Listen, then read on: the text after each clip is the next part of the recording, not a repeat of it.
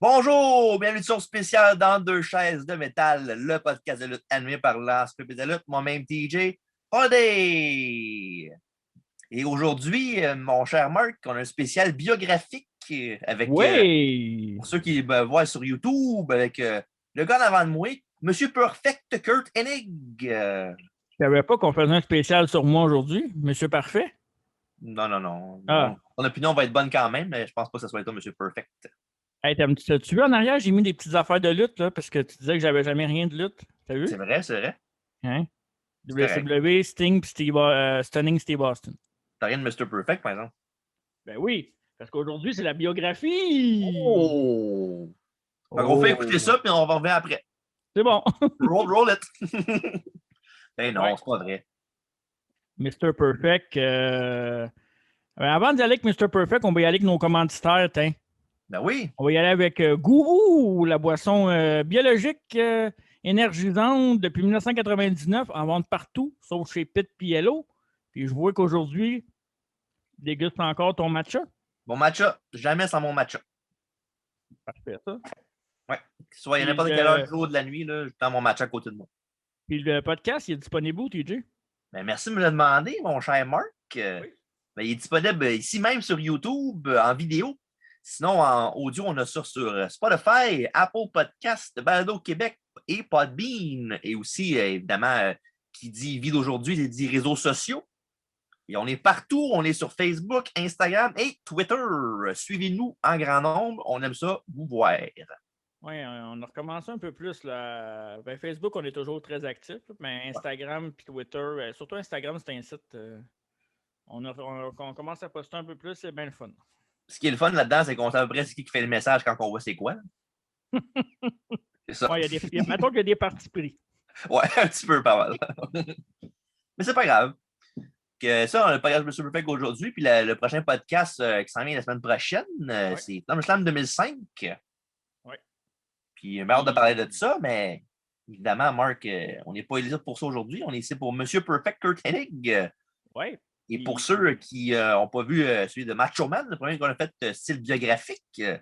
mais c'est pas moi qui va faire parler le plus, c'est Monsieur Mark qui va parler plus. Il est bien content de ça, il est toujours hâte de parler. Ah ouais, j'ai bien hâte de parler. Surtout Ben que j'ai oui, mal à la gorge cette semaine, puis j'ai pas la COVID, là, inquiétez-vous pas. OK. Puis, c'est nos deux derniers podcasts, peut-être en Zoom, parce qu'après ça, on revient en live. On est en train de préparer notre retour. En chair pour toi, il y en a pour moi.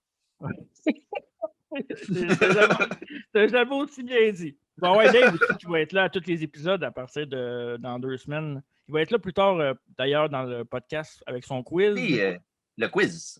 Ouais, évidemment, ça devrait. D'après moi, c'est un quiz sur Mr. Perfect. Pas mal Non, sûr. je peux te Non? confirmer que Ah non, c'est pas ça? non, écrit, tu fais juste la recherche de Perfect, tu vas avoir toutes les réponses déjà, toi. Ouais.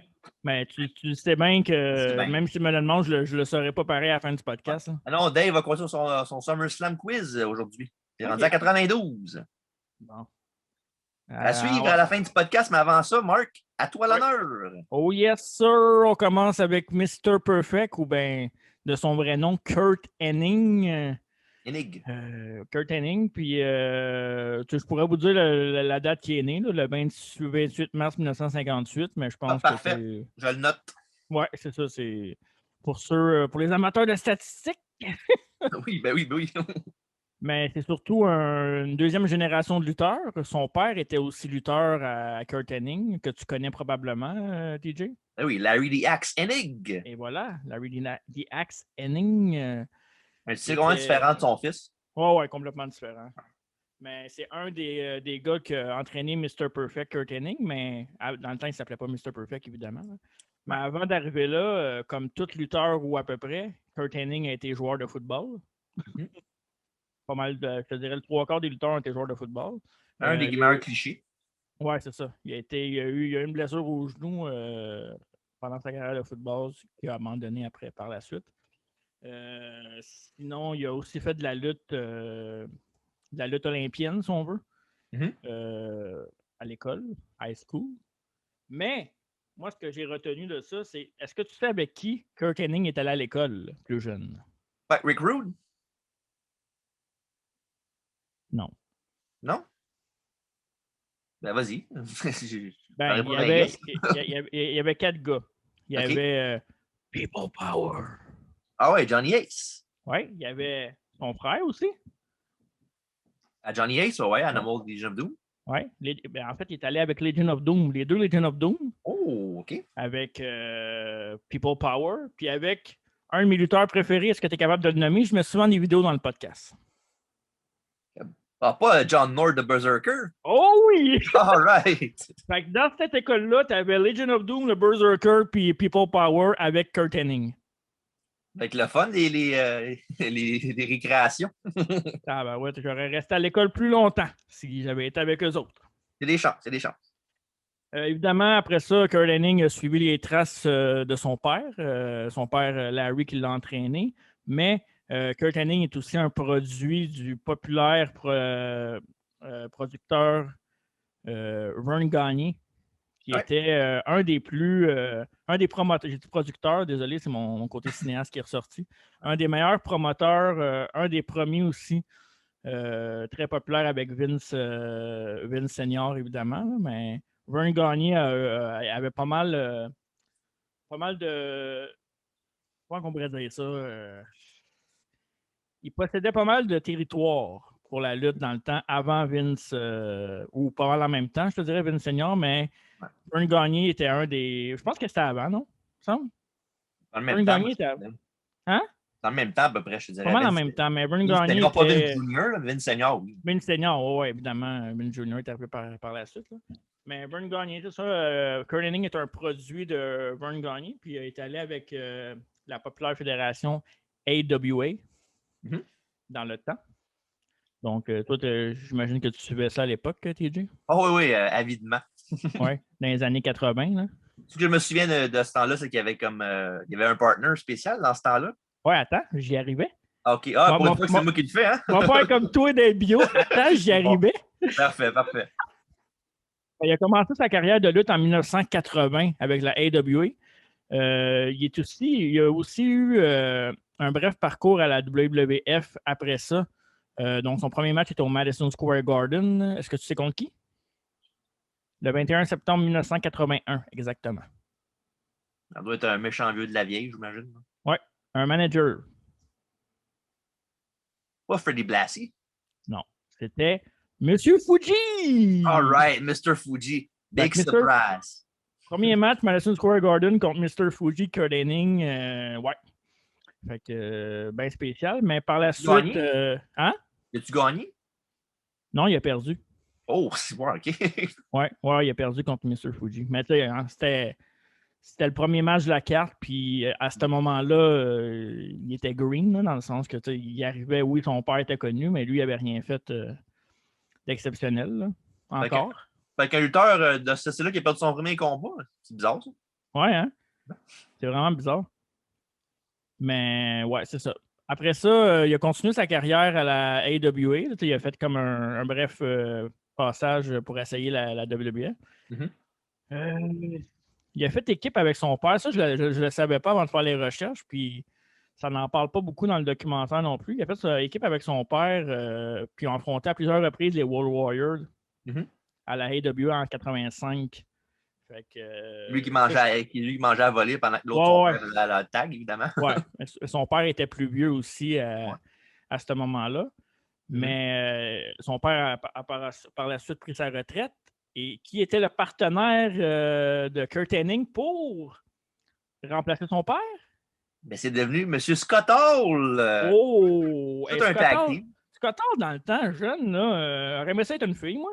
Ouais, avec sa belle petite moustache. D'ailleurs, ma mère avait un ami qui ressemblait beaucoup à Scott Hall. J'ai des doutes. Scott Hall parlait-tu français? J'en doute très fort. Dommage. Ouais. Ben, à moins que son nom c'était peut-être Razor Raymond. J'ai déjà appelé Razor Ramon en plus. Ça se peut. Ouais, pas mal sûr. Puis c'est quoi son nom de Scott Hall dans ce temps-là? Ça, je l'ai-tu dans mes notes? Non, je ne l'ai pas. C'était Gator. Gator? Pourquoi comme Gator? Alligator, là. Ah. Gator Scott Hall. Y a-t-il une raison pour ça? Sûrement, mais je sais pas. C'est-tu qui ont battu pour remporter championnat par équipe? En 86. Je vais te dire le premier, essaie de compléter, OK? OK. Jimmy Garvin. Et? Est-ce qu'ils sont pas un Jimmy Garvin? Pas Michael Hayes, pas les PSAs? Non, c'était Steven Regal. Le Steven Regal? Le Steven Regal. Ah ouais? Ouais. Fait que c'est ça. Ils ont été champions. Il y a eu une bonne run en équipe, Scott Hall et Kurt Hennig à l'époque. Puis on sait que par la suite, ils se sont recroisés à la WWF, WWE. Ben, WWE, je ne suis pas sûr. Il était-tu là dans ce temps-là? Oui, il était là dans ce temps-là. Il était revenu en 2002. Ouais. Ouais. Puis WCW, évidemment, avec les nombreuses NWO qu'on va reparler plus tard. Oui. Mais après ça, parce que je veux pas, quand tu as le Spotlight, AWA, c'était quand même une grosse compagnie dans le temps. Là. Ben, c'était comme le numéro 2.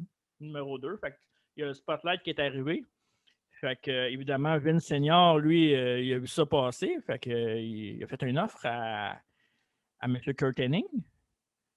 Et à ce moment-là, Vern Gagné, pas plus fou qu'un autre, il a dit mais non, on reste avec nous autres, on va te donner le championnat mondial. Ouais. Fait que c'est à ce moment-là qu'il y a eu la rivalité et le match contre Nick Bockwinkel.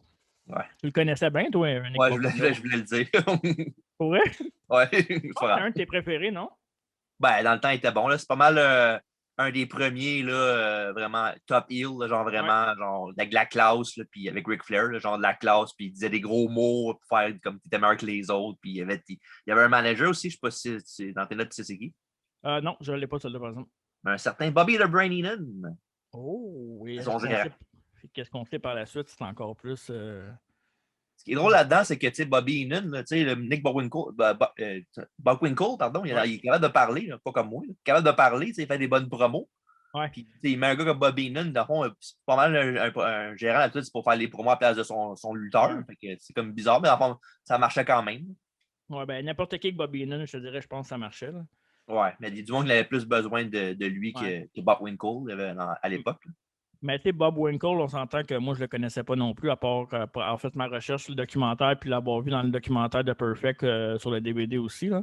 Mais il avait l'air vraiment d'un mean guy, là. Tu sais, là, genre, comme tu dis des choses de québécois, un chien, un vrai chien, là. Hey. Mais c'est un match-là qui a mis Kurt Hennig sur la map parce que, évidemment, il est devenu champion AEW à ce moment-là, chose que son père n'avait jamais été champion. Fait que ça, c'est encore plus prestigieux. Et, les deux étaient ensemble là, dans ce match-là. C'était pas mal old school. Tu avais de la lutte old school, mais c'était très. Ah, pas. TJ, il est juste parti fermer son sort. C'est le moteur running. C'était très technique, puis c'était très rough aussi comme match. Là. Fait que, c'est ça. Il a fait une. Après ça, Henning avait le vent des voiles, là, pas juste les cheveux. Puis il a fait une bonne run avec ça. Il y a eu des. D'ailleurs, c'est Larry Zbyszko, on l'a connu à WCW, qui avait intervenu dans ce match-là en faveur de Kurt Hennig. Le Living Legend. Oui, pour faire remporter le match à Hennig. Puis un autre. Vas-y, continue. Il avait fait des matchs contre Jerry Lawler aussi, qui était bon pour le temps. Là. Ben, en fait, on peut jumper le Billy Gunn, ça c'est pas bien grave. On parle de AWA quand même. Ouais. Mais c'est quand même intéressant de savoir. Là. Il y a des affaires que je ne savais pas là-dessus. Mais ouais, d'ailleurs, Jerry Lawler, c'est lui qui a battu Kurt Hennig pour remporter le titre AWA avant que Kurt Hennig signe avec la WWF par la suite. Ouais. Si je ne me trompe pas, c'était un loser Leave Town ou quelque chose comme ça.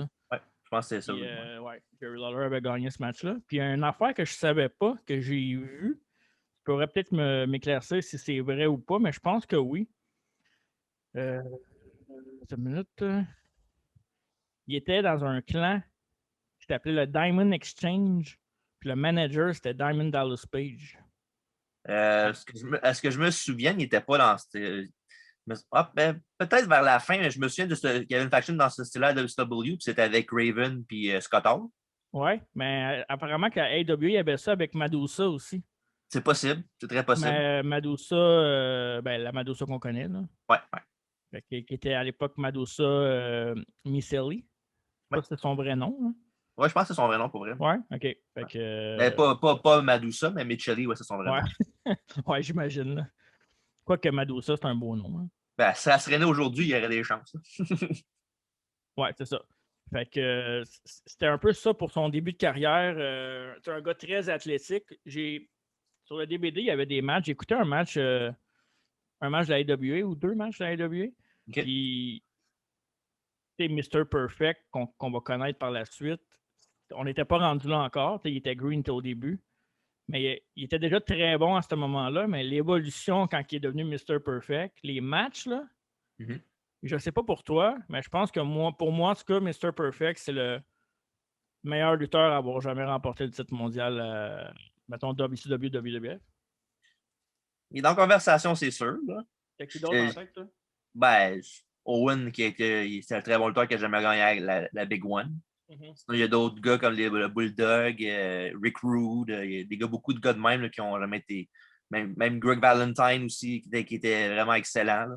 Ouais, Greg Valentine, il prenait des sales bumps. Il faisait tout le temps le fameux Timber qui tombait ouais. Ouais. T'es malade. Ouais. Je pensais pas qu'on allait parler de Greg Valentine, mais oui, pas. On est le même dans le podcast. Ben, c'est dans l'époque. Puis une affaire aussi, que tu parlais de l'évolution de M. Perfect aussi, tu parlais de son évolution. Ouais. Là-dedans, ce qui est drôle, c'est dans la AWA, le 3/4 du temps, il était babyface. Ouais, mais il était arrogant quand même. Oh ouais, parce qu'il est cocky, c'est sûr. Mais dans le sens cocky, ouais. Il était pas mal babyface plus que d'autres choses. Fait que d'arriver à la WWE puis complètement changer son style, donner vraiment genre haï, un heel, là, il a fait une très bonne job, une belle transition entre les deux. Ouais, vraiment. Puis il y avait déjà le look, le charisme, puis le talent. Mais là, arrivé à WWF, il y a une rencontre. Fait que, évidemment, WWF, puis là, il arrive à une époque, en 1988. Je ne sais pas si les personnages étaient arrivés ou c'est à peu près là que ça arrivait. Là, 88, fin 88, début 90. Là, il y a eu une grosse mode pour les personnages. Là, ils ont demandé à Perfect un peu, évidemment, qu'est-ce que tu aimes faire, t'es bon dans quoi? Mais lui, il a dit, ben, c'est bon dans tout. C'est bon dans tout, oui. Bon soccer. Ouais. Soccer, basketball, golf. C'est un grand amateur de hunting aussi, hein? Fishing hunting. Hein? Ouais. Fait que, ouais, il est bon dans tout. Fait que c'est de là, évidemment, que le nom Mr. Perfect est venu. Fait que là, les fameuses vignettes que je vais essayer de mettre dans la version vidéo si je me fais pas... pincer. Ouais, je me fais pas pincer. J'aimerais bien ça que vous les voyez, mais sinon, on peut les mettre dans les commentaires Facebook ou on va essayer de vous trouver ça. Pour ceux qui n'ont jamais vu les vignettes d'arrivée de Mr. Perfect, c'est quand même quelque chose d'intéressant, c'est drôle. T'es-tu au courant aussi de la légende urbaine qu'il y avait sur Mr. Perfect? Ben oui. Que c'était. Il y avait un autre gars qui était dans le running pour être Mr. Perfect. Ouais. Terry Taylor, qui est devenu le Red Rooster par après. Oh my God. Une chance que non. Ça a arrêté le contrat qui est arrivé. Je pense pas que le frère est arrivé. Là. Ouais, Mr. Perfect qui devient le Red Rooster, puis l'autre qui devient Mr. Perfect, mais ça n'aurait pas duré aussi longtemps si ça aurait été Terry Taylor. C'est un bon lutteur, mais il n'y a pas. Le côté charisme de Mr. Perfect, il ne l'avait pas. Non, vraiment pas. J'ai jamais été un gros fan de Terry Taylor, d'ailleurs. Il était solide sans plus. Dans le ring, il était juste un bon lutteur, mais c'était juste un lutteur. Un genre de lutteur générique, là. Ouais, c'est ça. Mais l'autre légende urbaine, que Mr. Perfect, justement, était parfait. Oui, c'est vrai, il était bon dans tous les sports. Quand il tournait les vignettes, il était capable de toutes les faire. Sauf que, à chaque fois que la caméra allumait, il n'était jamais capable de réussir sa shot. Ouais. Parce qu'il savait qu'il était filmé. Ce qui faisait que ça prenait... des fois, je pense qu'ils se sont rendus à comme 100 quelques takes et plus. Fait que là, dans le fond, à ce moment-là, c'était Pritchard qui s'occupait des vignettes de Mr. Perfect. Puis lui, ce qu'il dit, c'est laisser la caméra rouler, puis faites comme si on n'enregistrait pas. Ouais, c'est ça. Parce que vous pouvez le voir aussi, même dans le DVD, là, il monte un petit 15-20 secondes des takes qui ratent. Là. Fait qu'il rate à peu près tout. La balle de golf là, qui touche le poteau et qui sort. Là. Ouais. Mais tu sais, c'est quand même... C'est quand même beaucoup de pression arriver avec une gimmick de Mr. Perfect. Tu sais, même on va en parler plus tard quand il était commentateur, mais tu sais, mettons, il faisait tourner son crayon, puis il le rattrapait d'une shot. La serviette, je me souviens pas d'avoir vu qu'il l'a déjà échappé, mais tu sais, La manchette de gomme, la marchée de gomme aussi. laisse tomber et donner un coup de ça avec sa main. Ça, d'ailleurs, tous ceux qui ont écouté à la lutte jeune, à chaque fois que tu as une gomme dans la bouche puis tu veux te cracher à terre, tout le monde fait ça. Là. Pour vrai, chaque fan de lutte fait ça. Ouais, quand j'étais jeune, j'ai souvent le truc de la serviette, je l'essayais souvent. Ouais, puis toi, tu l'échappais tout le temps. Ben ouais, à peine. T'étais comme notre Terry Taylor. Comme toi, là, je suis plus charismatique que lui. Salut Terry. Ben c'est ça. Fait que, beaucoup de pression, évidemment. Les takes, c'est fait pour ça aussi. Là. C'est des vignettes, mais il y a une affaire, par exemple, qui était presque parfait, ou on peut même dire parfait, c'était dans le ring. Oui. Tout qu'un lutteur, Mr. Perfect, un des meilleurs de sa profession, selon moi. Mm-hmm. Il a commencé sa carrière de WWE en 88, fait qu'évidemment, pour la gimmick de Mr. Perfect, en 88, il a été invaincu toute l'année. Mm-hmm. Parce qu'évidemment, si tu t'appelles Monsieur Parfait et tu perds ton premier match, tu as l'air un peu stupide. Là. Quoique aujourd'hui, c'est probablement ça qui serait arrivé. Ouais, il y aurait une série de défaites pendant genre 3-4 mois. Là. Ouais. Il y a un fact que je savais pas. Il s'est battu contre Blue Blazer à WrestleMania, lui? Oui, WrestleMania 5. Non, 6. 5. C'est 5, ouais. Ouais, 5. Habituellement, je t'astine pas, mais là, j'ai des notes. Fait que... Ouais, mais je savais que c'était WrestleMania. Fait que, ouais, ça, je savais pas. J'ai jamais vu ce match-là.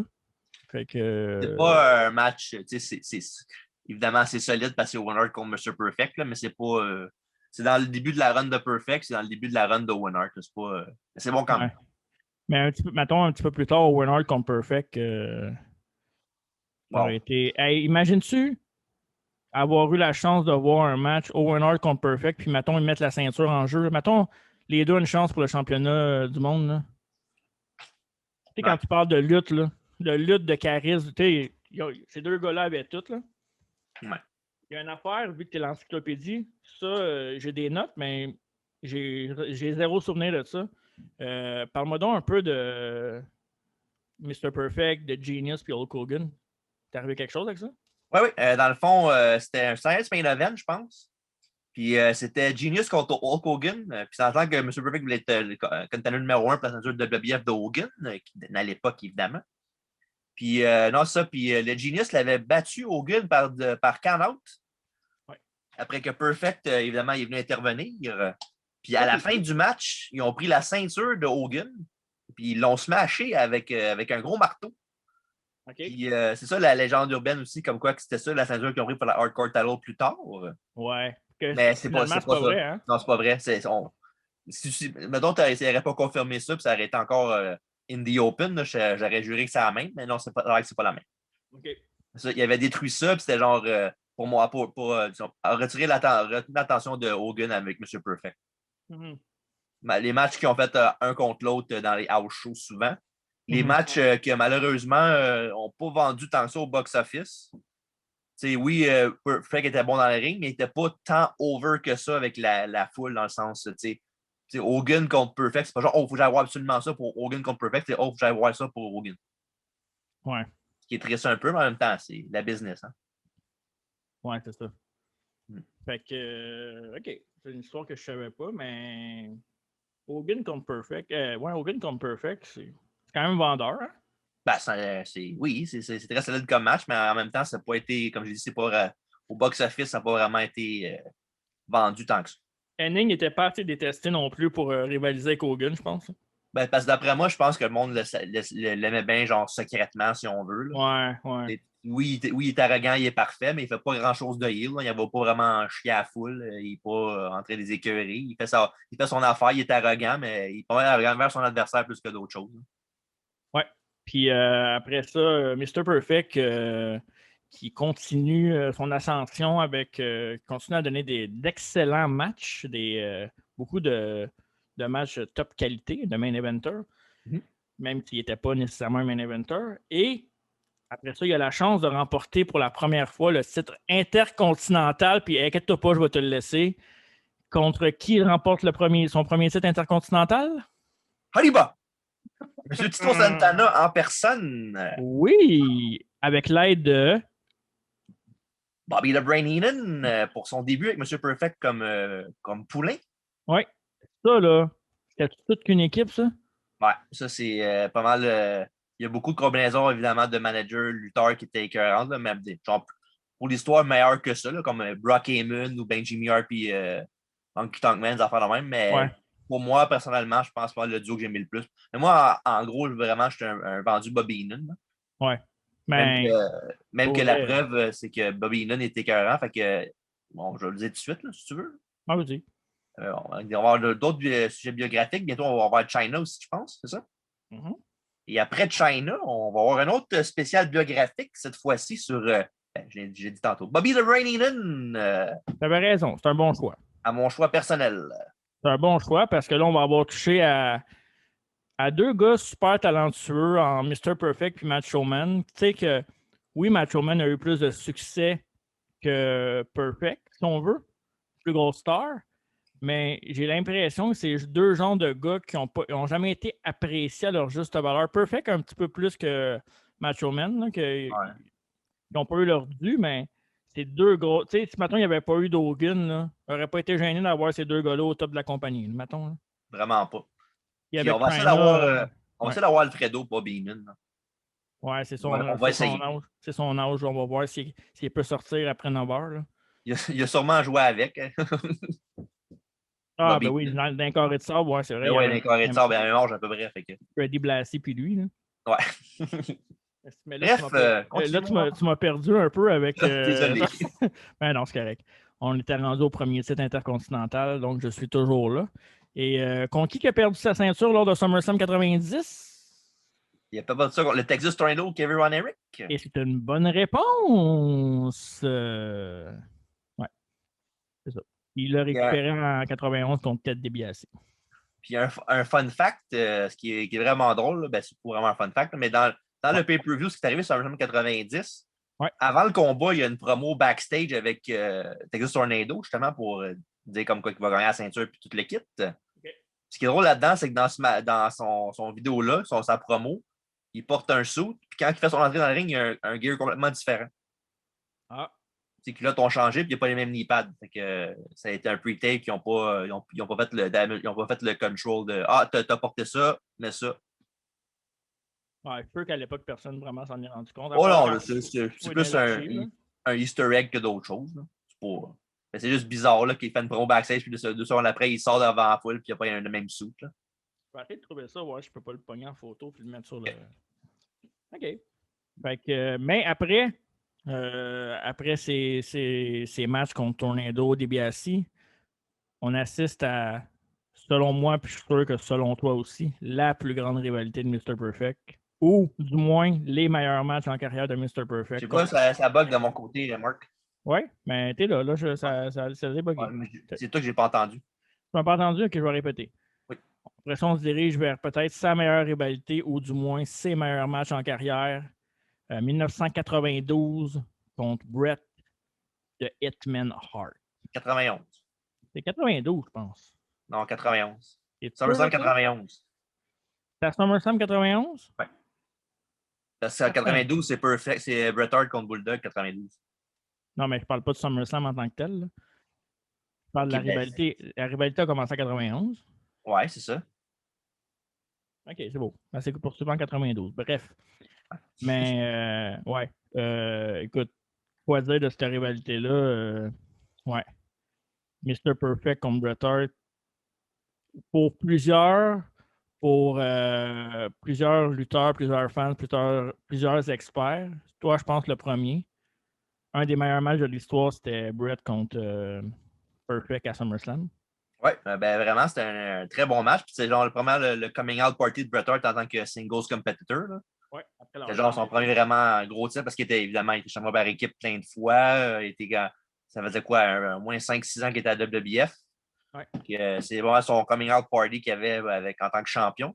Puis la pire là-dedans, c'est ils sont affrontés une autre fois par après à King of the Ring 93. Ouais.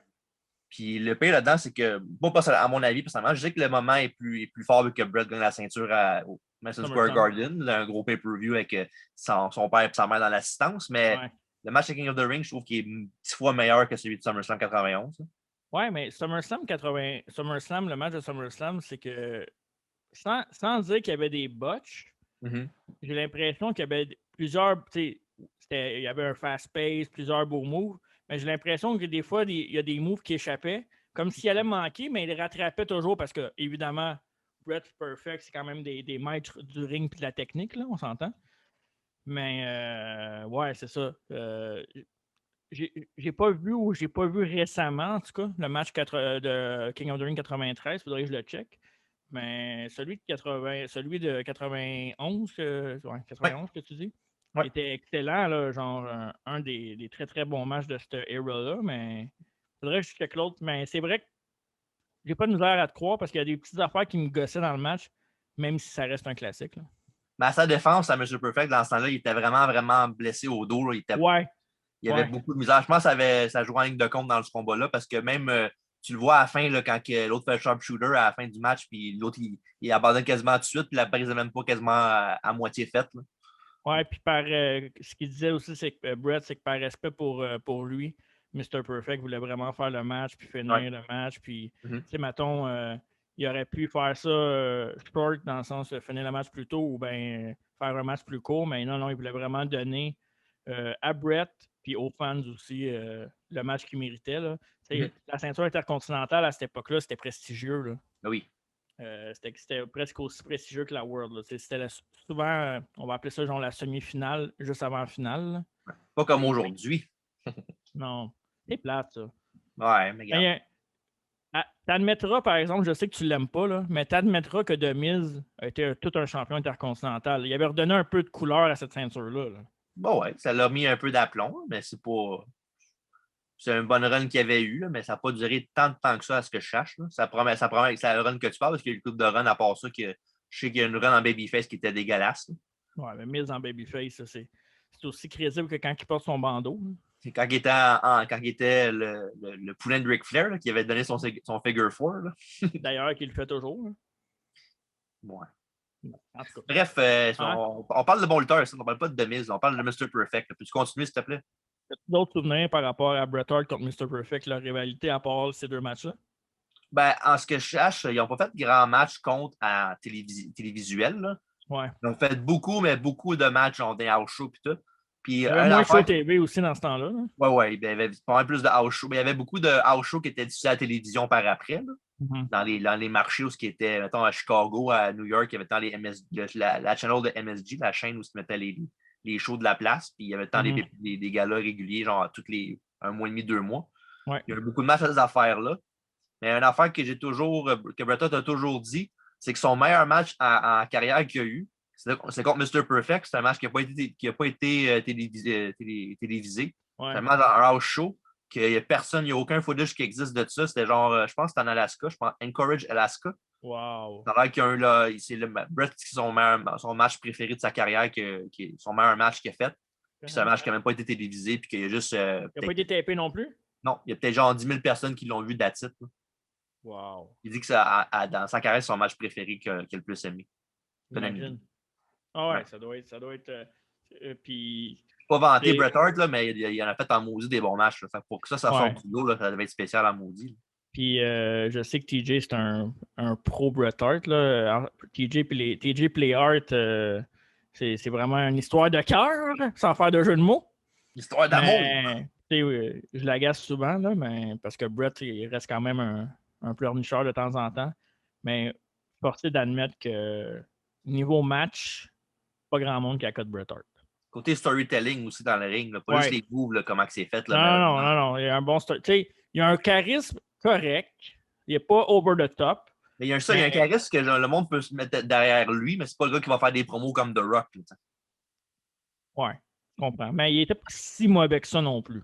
Non, quand il était au début, il y a de la misère, là, mais quand il avait eu quand il y a eu la balle, puis il a couru avec, là, il commençait à devenir vraiment bon dans les promos, là, puis ça run en 97 là, en tant que heel, là, il était écœurant, Bret Hart. Là. Ouais, mais en même temps, en 97, il commençait déjà à avoir pas mal de heat, puis de pas mal de rage en dedans de lui. Fait que je pense qu'il a pogné tout ça puis il l'a mis dans le personnage. Puis ça a été assez facile pour lui. Là. Ouais. Mais non, niveau lutte, niveau qualité de match, il n'y a pas grand monde. Puis c'est plate que là, on va arriver à la blessure du dos de Mr. Perfect qui va comme nuire un peu à sa carrière. Mais si Mr. Perfect a eu une longue run un peu plus comme Bret Hart, qu'est-ce qui aurait pu arriver pour lui par la suite? Il aurait pu être encore champion intercontinental. Est-ce qu'il y aurait eu une World Title? J'en doute, mais on ne sait jamais. C'est dur à prédire. C'est vraiment dur.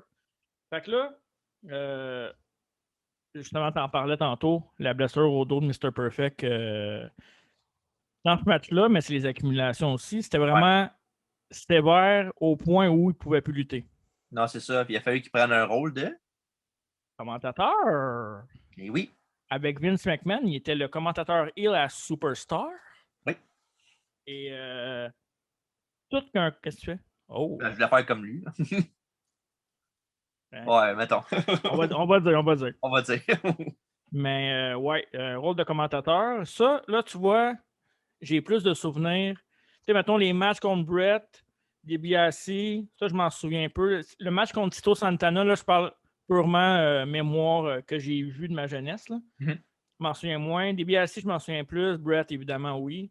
Là, le commentateur à Superstar, là, je m'en souviens très bien. Comme on a parlé récemment, là, le samedi matin, tu avais les dessins animés, puis tu avais Superstar. À midi. Après, à midi pile. À CFCF 12. Ça, c'était What a time to be alive. Ben oui. Ils disent. T'as rendu un anglophone, on dirait que je me prépare pour quelque chose. Okay. Ouais, eux autres qui disent ça, c'est toi. OK, parfait. C'est moi qui dis ça. Fait que commentateur avec Hill avec Vince McMahon, moi, il y a une affaire que j'ai retenue, surtout du documentaire, c'est la joke sur le menton de Surgeon Slaughter, qui disait que c'est quoi ce genre de menton carré-là, ou puis aussi, quand Yokozuna faisait un bonsai drop, il dit je pense qu'on vient de perdre un homme, ou un man down. Ouais, on ne le voit plus, là. Il y a quelqu'un de caché. Hein? Fait que, tu sais, souvent on a fait des reviews des vieux shows. Quote souvent Bobby Heenan, qui est notre prochain, justement, notre prochaine biographie. Puis, quote souvent Bobby Heenan, mais Perfect en avait des papiers aussi. Ouais. Perfect était allié avec Heenan. Fait que, tu sais, même genre de cockiness un peu, si on veut. Mm-hmm. Fait que, je préfère Heenan à Perfect quand même, là, au micro, mais tu sais, en même temps, c'est pas le même rôle. Non. Fait que, le run de commentateur, toi, tu l'as trouvé comment, Perfect? Ben, il était bon commentateur. Je trouvais ça, je le trouvais bon, mais il était pas écœurant. Il était solide, mais pour moi, il était pas écœurant tant que ça. Là. Il était bon, non? il était rang. Non, il était correct. Je dirais que par après ça, quand c'est Drew Lawler qui a pris sa place, je trouvais le Drew Lawler meilleur que lui. Là. Ouais. C'est différent un peu comme. Ouais. Mais il était plus. Je trouve qu'il était meilleur dans un rôle de manager, moi, par exemple. Ouais. Sans dire qu'il était pas bon, il était meilleur dans un rôle de manager. Puis en parlant de ça, une des plus grandes. On va faire le lien, hein, tu veux ça? Oui. Une des plus grosses associations, une des meilleures associations, il est devenu non le manager, mais le consultant. Oui, le consultant de Perfect. Monsieur Ric Flair. Wow! Ça, c'est un autre duo pas mal iconique là, avec Heenan aux commentaires qui fait le temps de leur parler d'eux autres. C'est malade. C'était comme un trio, mais comme pas. Ils n'étaient pas toujours ensemble. Non. Le premier souvenir qui me vient, c'est la victoire de Ric Flair au Rumble 92 qu'on a fait justement sur YouTube, Spotify, Apple Podcasts et Podbean. Tabarouette, hein? Je suis en feu. Tu vois Mr. Perfect en arrière, puis tu vois Bobby Heenan aussi qui est en arrière, qui était un des plus grands fans de Ric Flair là, dans son fameux speech. Là. Ouais. Puis l'affaire avec Perfect aussi, c'est que dans ce temps-là, il était tellement blessé au dos qu'il fallait qu'il fasse de quoi. Puis Heenan, lui aussi, il traînait une grande blessure au cou depuis vraiment longtemps. Fait qu'il voulait arrêter d'être manager et aux abords du ring et de se concentrer sur être commentateur. Fait que c'est pour ça que Perfect a pris sa place dans le fond, parce que c'était censé être Ric Flair et Bobby Heenan ensemble. Un peu comme à la Buckwinkle et Heenan dans le temps. Ouais. Sauf que pour les raisons que j'ai nommées, c'est ça. Ils ont fait le switch entre les deux. Fait que c'est pour ça que Perfect est dans le son. Oui. Meilleur switch ever. Ben oui. Meilleur switch ever, je te dirais. Dans Heenan qui a remplacé. Ça aurait été bon either way. Non, mais dans le sens où Heenan est meilleur que Perfect comme commentateur, mettons. Oh oui. Puis Perfect, je pense que sa place est plus proche d'un ring que d'un micro. Ouais, il portait tout le temps son gros blazer noir avec Perfect marqué en arrière là, avec les petites. Ouais, c'était malade. Pour vrai, là, hey, on collectionne là, en 2 collections, allez voir ça. Là. Mais être un peu plus riche, mettons, là, un peu plus d'argent, là, ce manteau-là. Là, T'en ferais faire un. Ben, je courais après, là. Je courais après. J'aimerais ça en avoir un parce que, ouais, c'est Une robe de Ric spectaculaire. Flair aussi serait écœurant. Ouais, ben, tout ce que Ric Flair portait, à part le style de la robe en feu qu'ils ont montré dans WWE Treasure de Charles Robinson, Mini Nate, Ok. qui avait chez eux et qui pleurait pour ne pas s'en départir. Là. OK. Elle était dégueulasse, sa robe, là, mais ça c'est un goût personnel. Là. C'est sentimental. Ouais. Fait que, ouais, c'est ça. Et après ça, tu sais, t'as d'autres. Il était longtemps avec consultant de Heenan, Flair Heenan, plus Flair. Là. Ouais. Puis après ça, il y a eu un événement où ce que Macho Man Randy Savage a demandé à Mr. Perfect d'être son partenaire pour faire face à Flair puis Razor Ramon. Si je ne me trompe pas, c'est en Survivor Series 92, 93, ça? 92. 92, hein? Ouais. Il a remplacé le Warrior qui est encore en dispute contractuelle avec Vince, comme d'habitude. Ouais. Puis c'est à ce moment-là que, si je ne me trompe pas, corrige-moi si j'ai tort, mais c'est à ce moment-là que Heenan et Hennig, Mr. Perfect, se sont séparés. Oui, parce qu'évidemment, c'est arrivé à une émission de Primetime Wrestling. Pendant tout le long du show, dans le fond, c'est Savage qui voulait avoir Perfect comme partner. Puis au début, Perfect, puis Heenan riait de lui, puis tout. Puis à un moment donné, ça a fini que genre Perfect, il a dit quelque chose, puis Heenan, il a dit, toi, t'écoutes moi, puis t'écoutes Flair, il n'y a personne d'autre, puis il l'a slappé. C'est là qu'il a fait, ah ouais, tu veux me faire ça? Fait qu'il il a dit à Savage qu'il était pour être son partner, puis il a pogné un pitcher d'eau, puis il l'a mis sur la tête de Bobby Heenan. C'était malade. L'autre qui est là, s'il te plaît, je m'excuse. Oh my God. D'ailleurs, Mr. Perfect et Savage avaient gagné ce match-là par disqualification. Ouais, puis des retrouvailles avec Scott Hall puis Mr. Perfect aussi. Oui, Dans c'est ce vrai. match-là. Oui, parce qu'il était tag team avec la AEW dans le temps, comme on en a parlé au début, champion par équipe. Ouais, c'est ça. Puis sinon, Royal Rumble 92, c'est ça là qu'on était rendu, 93, je pense. 93. 93, ouais, c'est ça. 93, puisque Mr. Perfect a éliminé Ric Flair du Rumble. Oui. Donc, une genre de revanche, si on veut.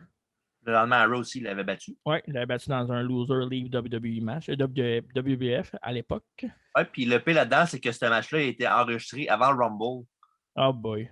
Fait que, dans ce temps-là, le monde ne le savait pas. C'est pas comme si aujourd'hui, tu peux avoir les spoilers après 2 minutes. Là. Mais ça a été enregistré avant, en fond, quand il avait fait son match au Rumble, il était déjà renvoyé techniquement de WBF, Ric Flair.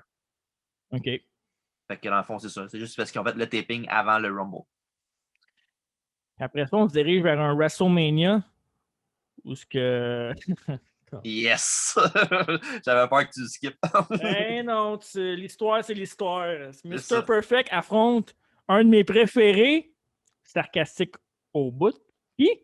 Le Narcissus Lex Luger. God damn it, pauvre Mr. Perfect. Mais t'as regardé ce match-là? J'ai pas regardé ce match-là.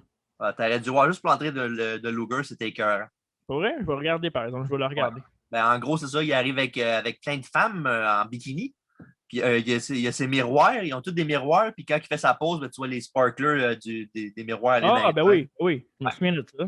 Ça, c'est classique comme entrée de WrestleMania. C'est underrated, je trouve. Ouais, c'est juste cette entrée-là est meilleure que toute sa carrière. Non, je ne suis pas d'accord là-dessus. Mais bon. Chacun, hein? Chacun ses goûts. Lex Luger, là. Laissez-nous des commentaires. Qu'est-ce que vous pensez de Lex Luger, là? Pour vrai, là? Hein? L'homme qui a tué Miss Elizabeth. OK. Quand je dis que je l'aime, je parle pas de ça. Là. OK, parfait. Il les met quand même. Après ça, de retour dans la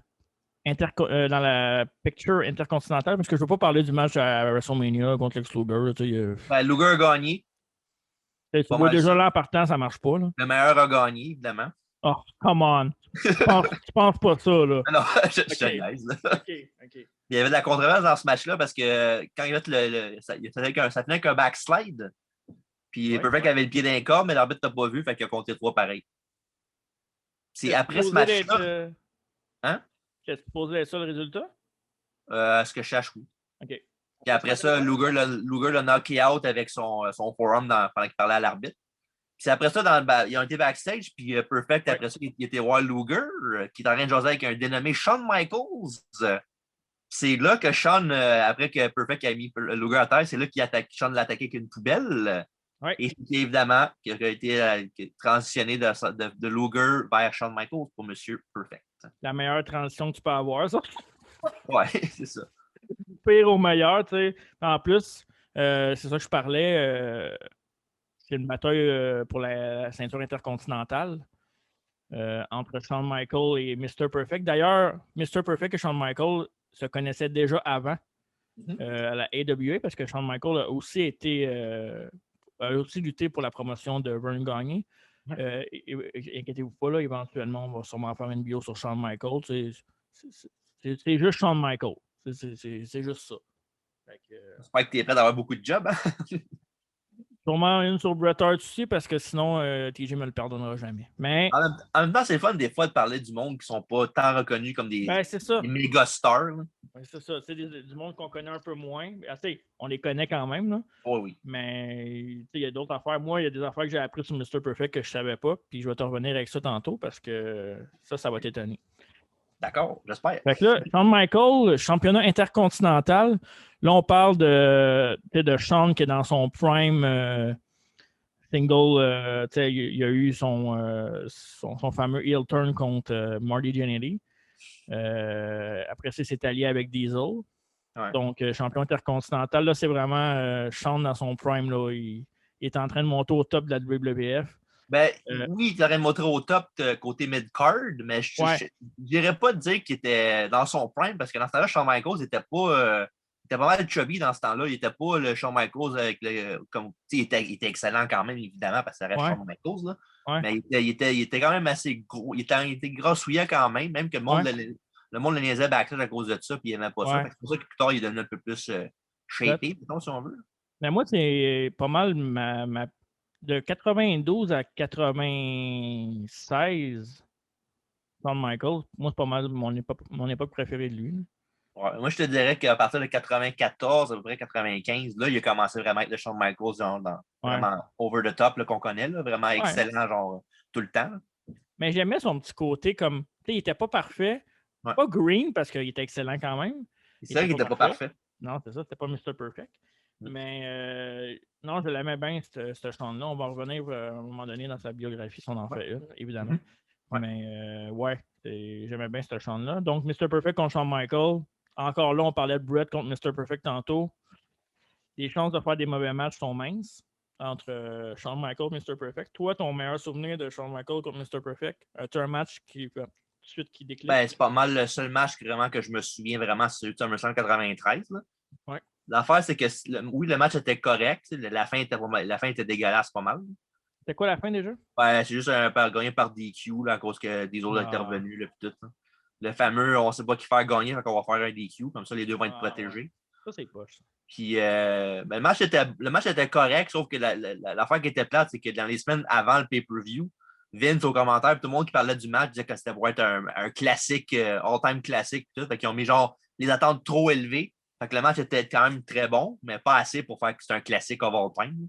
Ça me fait penser un peu récemment dans l'histoire quand il y a eu le match AJ contre Nakamura à WrestleMania, que tout le monde était comme genre oh my god, puis finalement le match était comme décevant, mais en même temps, c'est ça, quand tu t'attends trop, puis quand tu donnes des matchs comme Michaels puis Perfect l'ont fait, c'est comme dans un match de Bret Hart dans ses années. Mettons, Bret Hart du début de sa carrière jusqu'à 97-98. Quand tu es arrivé avec Bret luttait, tu étais quasi sûr à 95% que tu allais avoir un bon match ou que tu allais avoir de quoi d'intéressant dans ton storytelling. Fait que c'est un peu la même chose avec Perfect et Michael. Moi, Perfect, Michael, Bret Hart, je les mets quasi dans la même catégorie. Là. Puis Perfect, c'est le gars qui est jamais dans cette discussion-là parce qu'on revient tout le temps qui est le meilleur lutteur, Shawn ou Bret? sais, c'est souvent ça, là. Mhm. Puis moi, je pense que Perfect devrait être dans la discussion. C'est juste qu'il n'a pas eu le même genre de carrière. Puis niveau Ouais. charisme, il était peut-être. C'est dur à le situer. Il est comme entre Brett et Sean, on dirait. Parce que Perfect, c'était une gimmick aussi, là. Ouais, c'est encore plus dur, je trouve. Moi. Parce que Bret et Shawn, oui, il y avait des personnages, si on veut, mais c'était pas genre Mr. Perfect, c'était juste Bret Hart puis Shawn Michaels. Hein. Ouais, c'est ça. Sean était un peu plus gimmick que Brett, par contre. Là. Ouais, plus flamboyant, évidemment, mais à part Ouais. ça, mais Perfect, c'est genre vraiment la gimmick, Mr. Perfect, faut qu'il soit parfait, faut qu'il fasse tout comme il faut. Puis...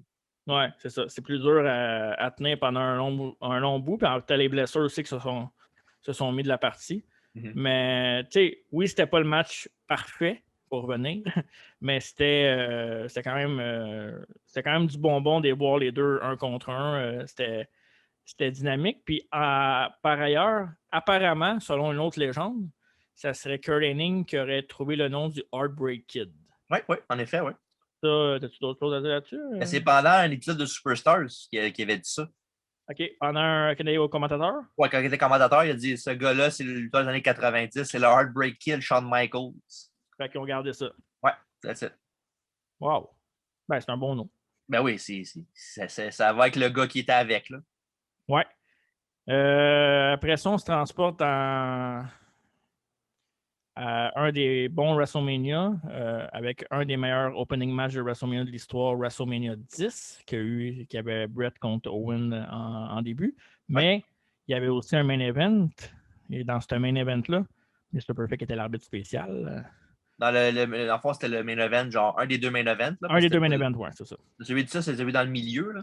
Ouais, Luger, le titre entre Luger et Yokozuna, parce que le main event, c'était Yokozuna contre Bret Hart. Oui, c'était quand le fameux co-champion du Rumble avec Luger et Bret. Là. Ouais. Il y avait chacun leur chance, puis c'est Luger qui était en premier. C'est pour ça que Bret s'est battu contre Owen. Mm-hmm. Que les deux avaient 2 matchs. Fait que c'est ça, il y a eu ça, il était arbitre spécial, puis après ce WrestleMania-là, évidemment, Luger a perdu sa chance. Puis qui dit Luger a perdu sa chance, ben on retourne en rivalité avec Mr. Perfect. Wouhou! Fait que une petite rivalité avec Mr. Perfect qui passera pas à l'histoire après WrestleMania 10. Parce qu'elle n'a pas duré longtemps. Ça n'a pas duré très très longtemps parce que Kurt Hennig est retourné au rôle de commentateur. Ouais. Et chose que je ne savais pas, puis je ne sais pas pourquoi, il devient ensuite consultant d'un nouveau réarrivé, Hunter Hearst Helmsley, Triple H. Je ne sais pas pourquoi, je n'ai pas de souvenir de ça. Ben, c'est dans le temps de Triple H que tu l'aimais peut-être pas autant, peut-être aussi. Ouais, c'était avant DX. Ben, je pense que je l'avais remarqué, mais tu sais, c'était pas. Je sais pas, il y avait rien. Ben, il y avait une petite gimmick, là, il n'y avait rien de spécial, mais j'ai pas de souvenir d'avoir vu des matchs avec eux autres. Ou peut-être que je le regardais moins. Mais quand j'ai vu ça, en fait, c'est dans le DVD que j'ai appris ça. Les deux, tu sais, Triple H avec son manteau, puis l'autre avec son manteau, puis juste son collet blanc. Hey, il fitait avec les cheveux longs, blonds, les deux attachés. Ouais. Ça fitait, là, ensemble. Là. Mais l'affaire là-dedans, c'est que ça n'a pas commencé avec les deux, genre, en tant que partenaires, là. Non. Au début, ce qui arrivait, c'est que Perfect, tu sais, dans le temps, j'avais une femme avec lui qui arrivait à ses côtés, une demoiselle. Ouais. Puis à tous les fois, pendant que l'autre faisait son combat, il y a Perfect qui arrivait, puis il partait tout le temps avec la fille de Triple H. Puis il commençait à être écœuré, même Triple H, fait qu'il l'avait challengé dans un combat. Puis il y avait un angle comme quoi Perfect était blessé backstage. Puis c'était Triple H qui l'avait fait. Okay, en storyline. Ouais. Il y avait Mark Merrow qui était avec Perfect, dans ce qui était de son côté, qui est en rivalité contre Triple H, évidemment. Ouais. Il a dit OK, ben, peux-tu prendre ma place pour le combat? Puis tout. Puis il a dit ouais, pas de trouble, on va faire ça pour le championnat intercontinental. Puis quand c'est arrivé à la fin, ben, Perfect a donné un coup de chance à Mark Merrow pour prouver qu'il était avec Triple H depuis le début. Ben, peut-être pas depuis le début, là, mais. Mark Merrow qui est accompagné de Sable à ce moment-là. Sa femme de l'époque. Ouais. Puis non, c'est ça. Puis il a fait le heel turn. Fait que le Perfect est dans son petit tracksuit, il était écœurant. Ouais, c'était vraiment écœurant. Puis, tu sais, évidemment, Triple H disait que ça l'aidait à sa carrière, oui, parce qu'il est devenu champion intercontinental, qui était encore à l'époque un des titres les plus prestigieux. Championnat que Mr. Perfect avait. D'ailleurs, je pense, on peut le mettre dans la discussion aussi, que Mr. Perfect est le plus grand champion intercontinental de tous les temps. Moi, je Moi, je pense que pour moi, c'est le meilleur. OK. Toi, non? Moi, ça reste Honky Tonk Man encore. Là. De Honky Tonk Man! Ah oui, avec la run qu'il y a eu, là, que c'était le heel ultime, là, que tout le monde voulait qu'il se fasse péter la gueule, puis à toutes les fois, il s'en sortait tout le temps, tous les fois, pendant genre 1 an et demi. Là. Ouais, mais je suis pas d'accord. Parfait. Ben, t'as le droit. Ah oui, je sais. C'est ça. Fait que après ça, Perfect continue un petit bout avec Triple H. Puis évidemment, pas longtemps après, le contrat de Mr. Perfect venait à échéance. Mm-hmm. Puis il y avait eu une offre de la WCW. Puis apparemment qu'il était vraiment, vraiment, vraiment pas sûr de s'il voulait faire le saut parce qu'il y avait quand même une belle carrière de WWF. Il a eu une belle carrière en tant que lutteur, mais ils ont toujours réussi à trouver un rôle qui marchait bien avec lui. Les runs avec Flair, avec Heenan, commentateur, consultant, Triple H, il a monté quand même il a quand même mis Triple H sur la map un peu. Il l'a aidé beaucoup. Ouais. Ça l'a quand même aidé d'être avec un nom connu. Puis en remportant un titre après ça, on connaît l'histoire. Là, mais... Fait qu'après ça, il a jumpé le Billy Gunn, notre expression préférée du podcast. Puis il est allé du côté sombre de la lutte, la WCW. La WCW. C'est pas normal, on va en revenir parce qu'on n'est pas rendu là encore dans le bio, mais c'est pas normal que mon bout préféré, puis je suis sûr que tu sais c'est lequel, de Kurt Hennig à WCW. Pas Rap is Crap, là. C'est ça? On revient tantôt. OK, c'est bon. Un bon cliffhanger, c'est bon. Donc, à la WCW, Kurt Hennig, qui est redevenu Kurt Hennig parce que c'est son vrai nom, il n'était plus Mr. Perfect, a été à la WCW World Championship Wrestling de 1997 à l'an 2000. Mm-hmm. Donc, à la WCW, il était courtisé. Il était courtisé. Il retrouvait un partenaire en Ric Flair. Woo! Il était là. Et surtout, on lui offre la chance de remplacer M. Arn Anderson dans le groupe les Four Horsemen, ou en français? Les 4 hommes chevaux. Parfait. Pourquoi je te demandais ça en français? Je trouvais ça. Je sais pas non plus, mais c'est correct. Donc, les Four Horsemen, à ce moment-là, TJ était composé de qui? C'était Ric Flair, Dean Malenko, Chris Benoit, et évidemment Arn Anderson. Il y avait aussi Mongo qui était un parages. Fait que dans le fond, il était plus les Five Horsemen que d'autres choses. Ouais, Mongo, c'était comme l'ami, là, genre. Ouais. Puis il y avait Debra et Cuzzle, puis tout ça. Et le surnom de Dean Malenko, juste pour mon plaisir personnel? The Iceman. Je me fais toujours plaisir dans ce podcast-là. OK. Je vais peut-être te faire chanter tantôt, on verra. On verra ce qu'on est rendu. Ils vont me pratiquer. Le début officiel de Kurt Hennig à la WCW s'est fait à Bash of the Beach 97 en tant que partenaire mystère de Diamond Dallas Page, la crasse. La crasse, oui. Évidemment, Kurt Hennig a fini par trahir Page en écoutant le match après avoir rivalisé avec Diamond Dallas Page par la suite. Il a rejoint les Horsemen, comme on a dit tantôt. Ouais. Fait que ça, c'était un petit peu avant les Horsemen, en fait. Et ouais, c'est ça. Et après ça, évidemment, comme le 3/4 des lutteurs de la WCW, qu'est-ce qu'il a fait, Kurt Hennig? Il a joint la maudite NWO. Par contre, Hennig fitait bien avec la NWO, je trouvais. Ouais. Et en étant consultant, puis j'aime dire le mot consultant, j'arrête pas depuis tantôt. Consultant puis manager à WWF avec son expérience, je trouve qu'il a apporté un beau rôle de soutien parce qu'il était plus ce qu'il était. Mais par contre, pour un gars qui avait mal au dos, j'ai vu faire sa prise de finition, qui est, si vous ne le saviez pas, parce qu'on ne l'a pas dit depuis le début du podcast, je m'en excuse. La suplex parfaite, la perfect plex, qui était la suplex Pager. Ouais, la Fisherman Suplex. J'ai vu ça dans les vidéos. Il fait ça au géant. Au géant, ben oui, ben pour ceux qui. La Fisherman Suplex, en fond, c'est qu'il pogne le gars en souplex, sauf qu'il pogne la jambe du gars. Ouais. Puis quand il fait la souplesse, ben, il garde la jambe pour faire un pin. Il a fait ça au Giant, qui était quand même très, très, très impressionnant. Un spot qu'ils ont fait par après à WBF en 2002. Oui. J'avais vu ce spot-là, ils l'ont réessayé. Il était pas mal moins belle en 2002 quand. Bon, Mais tu c'est sais, normal, là. ça reste quand même un gars de 500 livres. Tout un exploit quand même. Tout qu'un exploit. Ouais. Donc, Puis, le ouais. heel turn, comment que ça s'est passé Ben, avec vas-y, je te laisse en fond, expliquer. ça, c'était un War Games qu'il y avait eu. Oui, c'est vrai. Les Horsemen contre la NW, évidemment. Ouais, puis c'est ça. Puis à la fin, ben, Ernig a betrayé Monsieur Ric Flair. Puis après ça, il a comme décidé de prendre la Ric Flair puis le mettre bousquer à la porte, puis fermer la porte d'en face. Aïe. Puis il a fait le stretcher job aussi avec ça. Puis il y a vraiment les commentateurs comme Tony Schiavone, il a vraiment layé ça thick comme quoi que c'était dégueulasse ce qu'il avait fait, puis que c'était un trou de cul, puis qu'il va payer cher. Puis le pire là-dedans, si je me souviens bien, ce pay-per-view-là était à Caroline du Nord en plus. Ah ouais?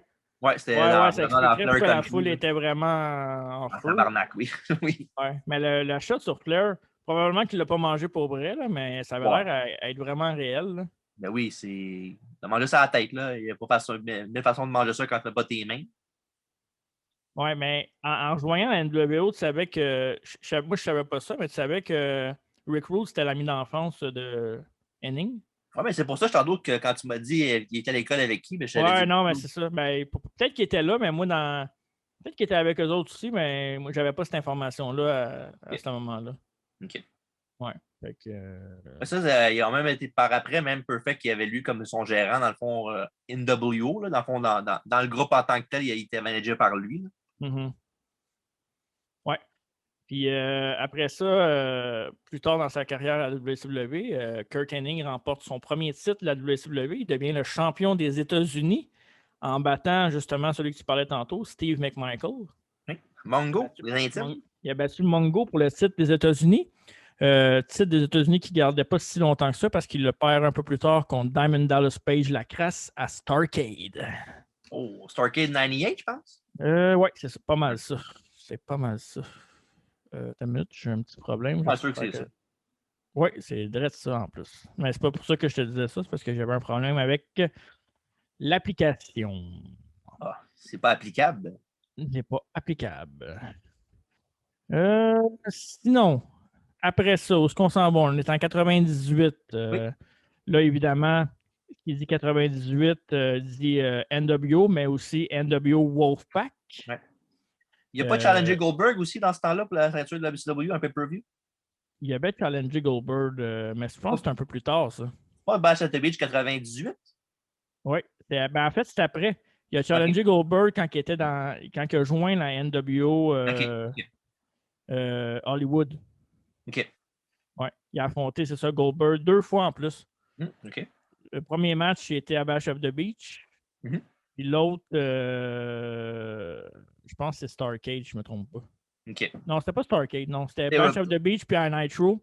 Pas genre Road Wild ou Hog Wild, enfin la même? Ouais, c'est ça. Ouais. Mais ouais, le premier, t'avais raison, c'était dans mes notes après, c'était à Bash of the Beach. OK. Mais ouais, c'est ça. Puis après ça, évidemment, il était encore blessé. Ouais. Puis, après cette défaite-là contre Goldberg, il était blessé, il était retiré de la TV, puis il est revenu un peu plus tard à Starrcade 98, puis il a aidé Eric Bischoff à battre Ric Flair, imagine. Fait que là, on commençait déjà à être le début de la fin, mais non, c'est pas le début de la fin, parce qu'après ça, mon meilleur de la WCW avec Kurt Hennig, lorsqu'il se lie d'amitié et fait équipe avec Barry Windham. Barry Windham. Ah, tu as préféré la WCW, ça? Mais non, mais attends. Parce que là, il rejoint Barry Windham, puis contre Ric Flair, puis David Flair. Oh, wow! Dans un match par équipe à Sold Out 99. Je sais pas quoi te dire. Ah ouais, dis rien, Stan. Dis rien. Dis rien, Stan. Fait que c'est ça, tu sais, ça continue avec Flair, avec Hogan, avec David Flair, puis là, tu vois que c'est pas mal rendu n'importe quoi. Là. Il était temps que ça finisse. Là. C'est la WCW aussi. Là.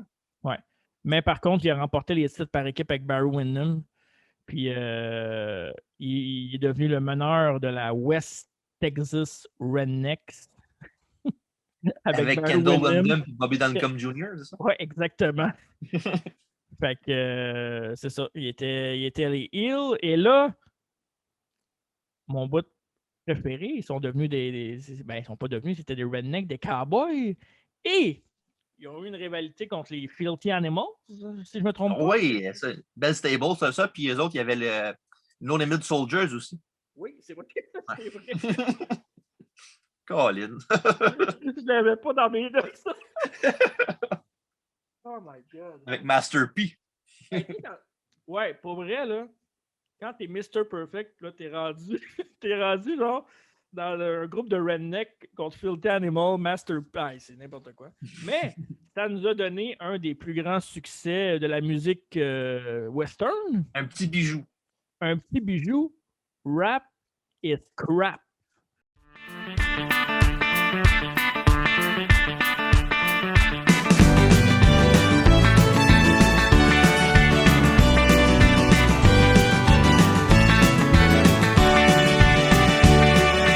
I like country music.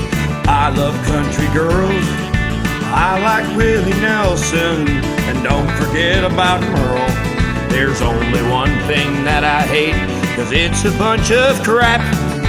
I hate rap. I like NASCAR racing. Richard Petty's still the king. Yeah, they call me a redneck, but you know that's a beautiful thing. There's only one thing that I hate, 'cause it's a bunch of crap. I hate rap.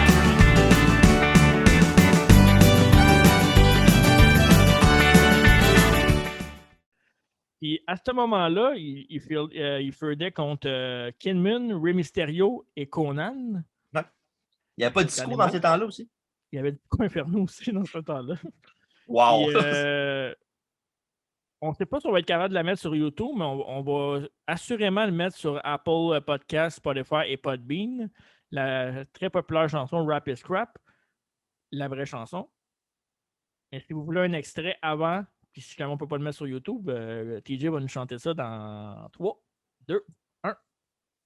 If there's one thing that I hate, it's a bunch of crap. Rap is crap. Wow! S'il n'était pas animateur dans Deux chaises de métal, il serait probablement un ténor. Ou mort. Ouais, ou mort, un des deux. Fait que moi, j'avais bien aimé ça, Rap is Crap. Je me souviens d'avoir acheté l'album WCW Music dans le temps. C'était Mayhem, je pense. C'est ça? Tu l'as-tu? Exactement, oui. Continue de parler. Pourquoi tu nous montres ton entrejambe? Oh! Et voilà, WCW Mayhem. J'avais pas la couverture de Goldberg, toi? Ouais, moi, je pense que je l'ai quelque part, mais j'écoutais, évidemment, Marks comme j'étais, j'écoutais tous les CD de WCW à l'époque. Il était dessus, Rap is Crap. Oui, en effet. C'est pas la numéro 7? Oh. Non, c'est pas le numéro 7. OK, parfait. Il n'y a pas de numéro, anyway. Numéro 25. Ouais? Ben oui, numéro 25. Oui, 7. Rap is Crap. OK, il y avait des petits bijoux là-dessus. Ouais, il y avait vraiment des petits bijoux. Il y avait quoi d'autre sur cet album-là? Il y avait la chanson d'Hogan. Il y avait une tonne de DJ Rap. Oui. Il y avait du Metallica. OK. Il y avait la tonne d'Hogan. Il y avait des Rough Riders avec Jadakis qui est dedans. Yves et Styles, c'est pas c'est qui. Big Punisher puis Fat Joe. Puis d'autres gars de même, là. Bow Wow Wow Yippee de Conan. Oui, c'est vrai. Bref, si vous avez ça, la main, écoutez-les, c'est le fun.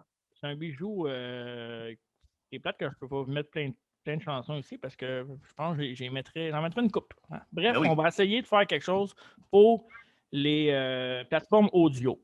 Restez à l'affût. En parlant d'audio et surtout odieux, la dernière rivalité de Mr. Perfect à la WCW, là n'est pas le problème, était contre Harlem Heat, mais le problème, c'est que le partenaire de Kurt Hennig était Shawn Stasiak. Il autoproclamait le Perfect Shawn. C'est ça? Ouais, Perfect Shawn. Perfect Shawn. C'était le Perfect Event. Ouais. Fait que, chose qui n'a pas fait long feu, évidemment. Là, peut-être des winners non plus. Hein? Non. Et après ça, le contrat de Hennig à la WCW a expiré en 2000 et ça a été la dernière fois qu'on l'a vu à la WCW. Je ne veux pas m'attarder longtemps, mais il me semble que Hennig, a-tu été à Impact? Non, hein? La Non, TNA, hein? oui, oui. Ouais, il était allé à TNA pas longtemps, hein? Après sa Genre, run à la WBF, à la WB quand il est revenu en 2002. on avait parlé dans un podcast, ça me semble, non? Ce que je cherche peut-être, je sais qu'il y en a un, on a fait un mané qui n'a pas marché. On en parle tout de suite, bébé de TNA, pas longtemps, ça n'a pas été long. Hein? Ben, si on peut parler après de WBF, si tu veux. Ben, c'est parce que je ne veux pas m'attarder Tu peux t'en là-dessus. débarrasser tout de suite, vas-y, go. Ben, je m'en souviens pas, c'est pour ça que je te le demande. Ben, il n'a pas fait grand-chose. Là. Il a été challenger pour la base une couple de fois quand c'était Jeff Jarrett qui l'avait, Ron Killings, R-Truth pour aujourd'hui. Ouais. Puis, ça, non, il était là une couple de fois. Là. Il n'a pas fait grand-chose de mémorable. Là. Il a fait une couple de bons matchs, mais mettons que son prime était passé pas mal. Là. OK. Bon, mais la chose de 2000, on n'entend plus parler vraiment jusqu'en 2002, où a lieu le Royal Rumble 2002. Je ne me souviens pas dans quelle ville. Logique, hein? Oui. Le retour de Mr. Perfect, inattendu. Non. C'était pas inattendu. Ah non, c'était annoncé avant avec Goldust, Godfather, puis Val Venis. Oui, excusez. Je m'en dis inattendu dans le sens que, mettons, quand ils ont annoncé la vignette, c'était inattendu. Oh, dans ce sens-là. On va dire ça. Moi, j'ai marqué. Je me souviens pas si je l'ai écouté avec toi. Probablement à cette époque-là. C'est sûr que oui. Mais je me souviens d'avoir marqué. Même à la fin, tout. Les frissons, ouais. Ben, tout était parfait, même la fin. Mais bonne run dans le Rumble. Il était dans les 3 derniers. Ouais. Avec Kurt Angle et le gagnant du Royal Rumble 2002 qui faisait son retour après une longue blessure. Mon ami Triple H, my buddy. D'ailleurs, je tiens à te souhaiter encore une fois bon 52e anniversaire, mon petit Paul. C'était sa fête, oui? Oui, en même temps que Hangman Page puis un autre lutteur que je ne connais pas vraiment. Ah ouais, Dolph Ziggler. Pour ça que je n'ai pas mentionné. Oh, ouais, c'est sûr. Bon, ben, retour au... Hein? Parce que Vince a juste une fille, il n'y en a pas 2, sinon il aurait pu coucher avec et avoir un push là avec. Pourtant, Matt Coleman n'a pas eu de push. Oh! Ben oui, il y en a eu. Ça a été prouvé, ça, comme dirait Dave. C'est ça. Fait qu'il est de retour au Rumble 2002. Très belle performance, tellement qu'il signe un contrat avec la WWE, qui était rendu WWE à cette époque-là. Ouais. Il était même là à Raw le lendemain. Fait une couple de bons matchs quand même en cette année-là. Plusieurs bons matchs. Lutter contre, on a parlé tantôt Big Show, lutter contre Edge qui est dans un one-on-one match. Il luttait contre plein de gars. Là, il savait pas mal que son rôle, c'était de mettre les jeunes over. Puis il réussit quand même à sortir une couple de bons matchs. Dommage qu'il n'y a pas eu de... Ici. Oui, c'est vrai. Ouais. Bien sûr. Fait que dommage que ça n'a pas duré très, très longtemps. Je pense que ça a duré 1 an à peu près. À peu près, ouais, mais... Un peu moins qu'1 an. Ça s'en vient la raison pourquoi que ça a pris fin. Puis je vais te le laisser parce que je pense que tu connais pas mal plus l'histoire que moi. Ouais. Moi, je sais globalement, mais je vais te laisser pour la raison pourquoi ça a pris fin. Que Mr. Perfect a été releasé tard en 2002, tard en 2002, parce qu'on sait ce qui est arrivé en début 2003, mais donc. Parce que avant, je me rappelle aussi, vers la fin, il était en équipe avec Big Boss Man aussi. Ouais, dans des 2 vétérans. Là, mais ça, non, puis après ça, il y a eu un voyage. Je ne me rappelle pas quelle destination que c'était, mais il était en avion. Puis ça, c'est communément dans le business, ça s'appelle le Airplane Ride from Hell. Oui. Dans le fond, c'est ça, c'est entre 2 voyages de métal. Alors, en 2 voyages, il y avait beaucoup de lutteurs qui avaient bu beaucoup de. Qui avaient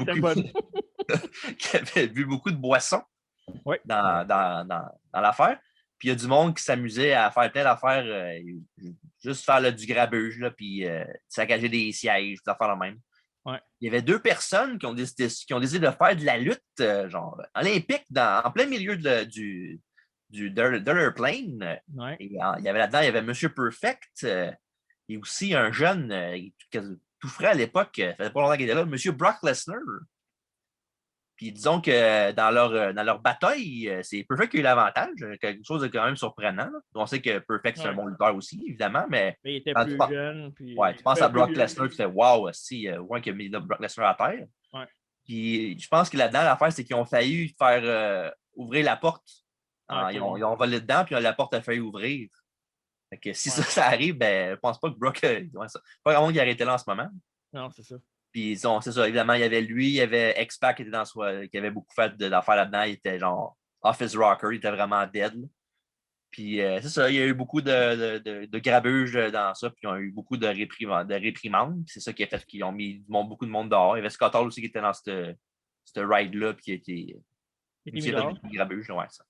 Est-ce que Lesnar a eu quelque chose pour ça ou non, parce que c'était le jeune talent? À ce que je sache, non. Peut-être qu'il y a eu des sanctions, genre backstage, genre des amendes. Parce que je pense pas que, évidemment, qu'il a été. S'il fait de quoi, c'est quand même de quoi de grave, là, Chris. S'il arrive n'importe quoi que ce soit à quelqu'un qui meurt, il est dans la merde. Puis à cette époque-là, y avait-tu déjà gagné King of the Ring? Non, c'était en 2003, hein, lui?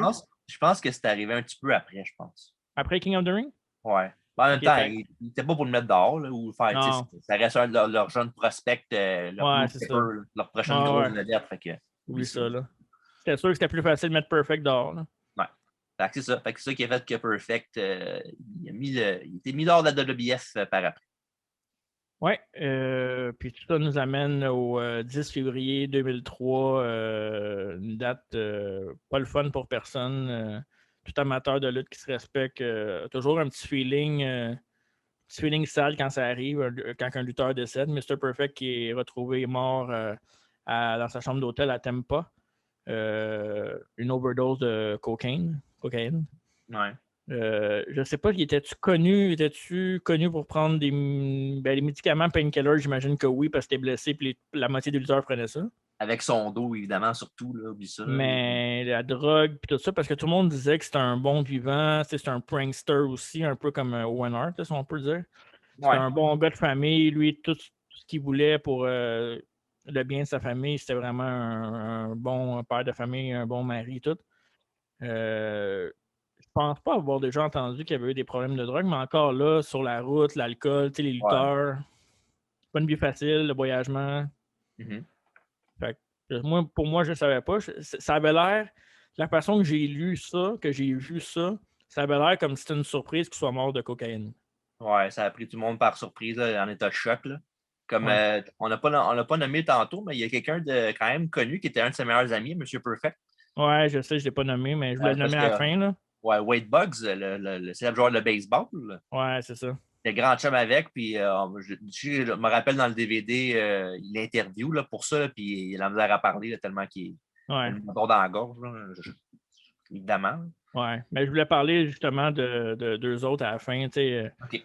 On est rendu là de toute façon. Tu en as parlé, Wade Buggs. On peut parler aussi de. Il a laissé sa femme, ses 4 enfants dans le deuil. Et parmi ces 4 enfants-là, tout le monde connaît Joe Henning, qui est Curtis Axel. Il a quand même été champion intercontinental. Il a eu une belle run en équipe. Ah ouais, il y a eu des belles runs. Il y a eu beaucoup de comédie, là, mais avec le B-Team. Go! C'était divertissant quand même. Ouais. Mais ils ont essayé de le mettre avec Paul Heyman, ça n'a pas fonctionné vraiment. Mais il a une bonne carrière. Il a quand même une bonne carrière. Puis... En même temps, les chaussures qu'il avait à chausser, c'est impossible à les remplir. Non, un gars de même. C'est bien rare que tu vas avoir un copier-coller de quand ton père, c'est un athlète de même. Là. Il n'y a pas beaucoup.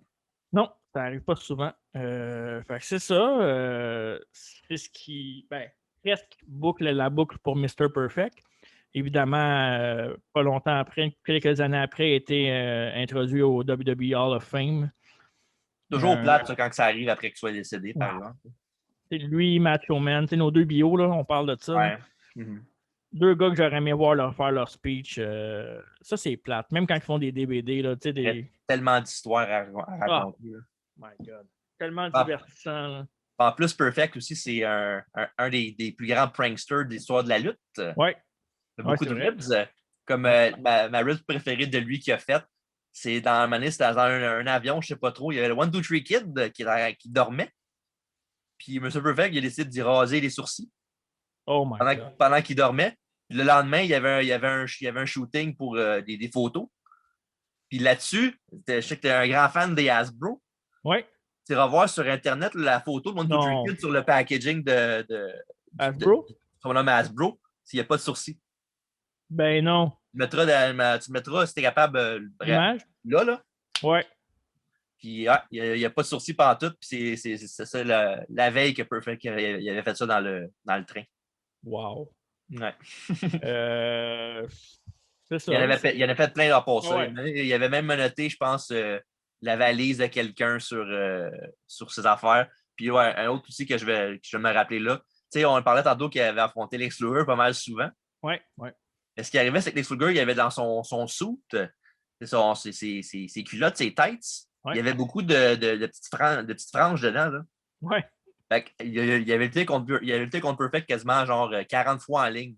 Fait à tous les soirs, ce que Perfect faisait, c'est qu'il enlevait un morceau à tous les soirs. Ah oui, j'ai entendu cette histoire-là, c'est vrai. Puis Manny Luger était dit Chris, j'avais plus d'affaires que ça avant. Après ça, c'est Kurt qui a dit que c'était lui qui faisait ça, puis il était en tabarnak. En même temps, tu passes le temps sur la route. Hein? Ben oui, c'est sûr. C'est reste ta famille. Là. Ouais. Fait que tout un homme, un bon père de famille, un bon lutteur, nous a divertis pendant des années. On aurait aimé, comme il disait dans le documentaire du DVD, un beau début de carrière, un beau milieu de carrière, mais une mauvaise fin de carrière, malheureusement. Mais ça, en même temps, il était Hall of Fame. Tout le monde va toujours se souvenir de lui dans le monde de la lutte. Tous les fans qui se respectent vont se souvenir de Mr. Perfect. Donc, il a laissé sa marque dans la lutte. Jamais oublié. Non, jamais oublié. Puis respecté. Puis ouais, c'est bien intéressant. Comment tu. As-tu été pas pire? Toi, tu parles? Ouais, me semble. Ça a été parfait. Oh! Mais là, en parlant de parfait, on va amener notre animateur de quiz parfait. Oh, OK, oui. Fait qu'il s'en vient dans pas long. Mais en attendant, on peut vous dire tout de suite que notre prochain biographie, comme mentionné plus tôt dans le podcast, va être sur Bobby the Brain Heenan. C'est pas faire China. Ben oui, c'est vrai, il y a China, je m'excuse. C'est China et après, ça va être Bobby Heenan. Mais à pas manquer, c'est deux histoires super intéressantes. Bobby Heenan, différente. China qui a changé la mentalité, qui a changé la direction que les femmes ont pris dans le monde de la lutte aussi. Elle a beaucoup à dire là-dedans. Une pionnière. Oui, pionnière. Et notre prochain podcast la semaine prochaine va être sur SummerSlam 2005. Et c'est à ce moment-là qu'on va accueillir le roi du quiz.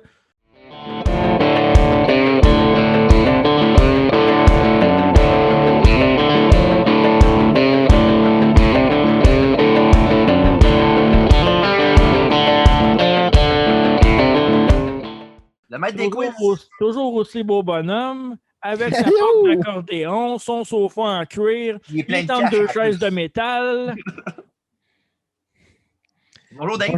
Allô. Ça va bien? Ben oui, vous autres. Super bien. On va faire un très bon podcast. Puis avant de faire le quiz, bien évidemment, on fait comme d'habitude, après que tu nous joins au podcast. Ouais. As-tu des mémoires de M. Perfect, un match qui te vient en tête ou quoi que ce soit? Ben, les matchs, ils étaient tous bons en général, mais c'était plus, moi, c'était plus le personnage en tout. Là. Mm-hmm. Juste le fait comment il était, comment il bougeait, juste le fait qu'il était tout le temps parfait finalement. Là. Ils ont tellement choisi le bon gars pour la gimmick. Ouais. J'ai tellement eu peur, je pensais qu'il allait dire en premier rap is crap. Non. Vous n'avez pas entendu ce que j'ai fait tout à l'heure, par exemple. Ah, mais tu savais qui c'est qui était supposé d'avoir, on a parlé dans le podcast, qui c'est qui était supposé d'avoir cette gimmick-là à la place de lui? Ben, c'était pas à la place de lui, c'était il était entre les deux. Entre les deux, oui, c'est ça. Ouais, c'était pas le Red Rooster. Là. Exactement. Ouais. C'est ça. C'est quoi son vrai nom déjà? Terry Taylor. Terry Taylor. Le Rooster. Terrence Taylor pour les intimes. Ouais. Mais moi, c'est les promos, surtout les packages qu'ils ont fait au début, là, quand ils faisaient tous les sports. Tout, ça, c'était fou. J'ai trouvé ça bon. Ouais.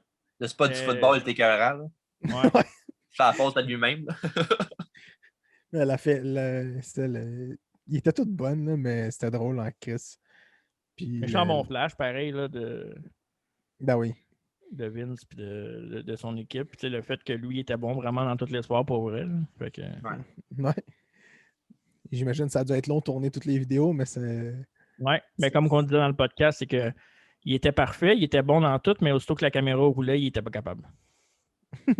Mais ça, pour vrai, pas mal tout le monde a ce syndrome-là. Là. Ouais. Peu importe ce que tu fais dans la vie, tu vas être bon, mais quand tu as l'attention sur toi, des fois, ça peut changer assez vite. Ouais. Mais il y a un moment donné aussi, je me souviens d'un bout où je pense qu'il était en table des commentateurs, puis genre la caméra panne sur lui, puis il fait juste comme un flip avec son crayon, là, puis il le rattrape direct. C'est son trademark. Ouais, genre, mais c'était juste comme. Il faisait ça comme si rien n'était, là, puis c'était comme. Il l'avait, là, c'est ça l'affaire. Tout le temps. C'est comme. Avec ton petit smile puis son petit. Ouais. C'est genre, je viens de faire ça, mais c'est rien, là. Ouais. Il était écœurant. Puis là, vu que Dave vient de se joindre à nous, on va le rappeler encore pour lui. Puis pour les auditeurs, on va le rappeler encore une fois. La semaine prochaine, notre podcast, ça va être SummerSlam 2005 avec Hogan contre Shawn Michaels. Prochaine biographie, il va être sur China, la 9e merveille du monde, c'est ça? Oui. Ouais. Et annoncé tout fraîchement aujourd'hui, la biographie d'après China sera sur Bobby the Brain Heenan. Yes. Donc, beaucoup de rendez-vous intéressants et Bon on vous contenu. réserve des surprises aussi. On vous dit pas, on fait des petites cachettes. Oui, ben il faut.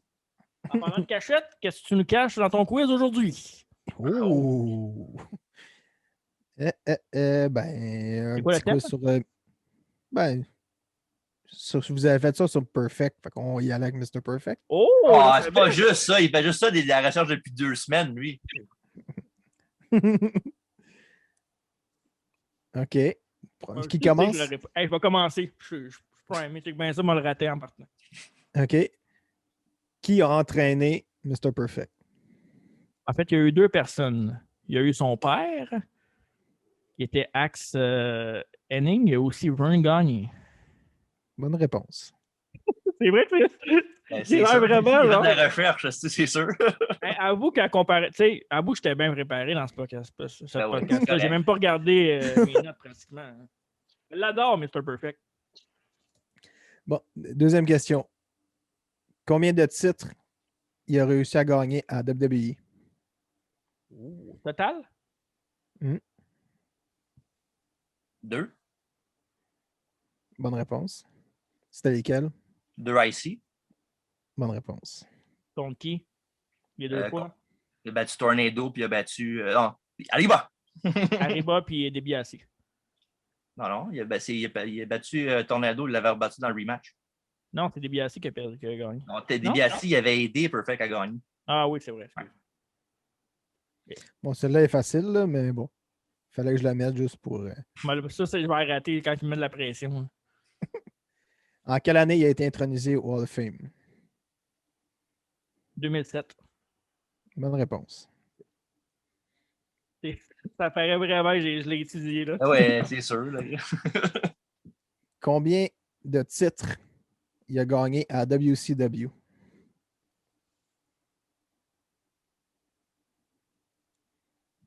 Ça, je pense que je le sais. 3? Non. C'est 4. Non plus. C'est 2? Non. il a gagné 4 fois la US puis 2 fois la Tag Team. Ah, ouais, 4 fois la US. Même la tag team 2 fois, ouais.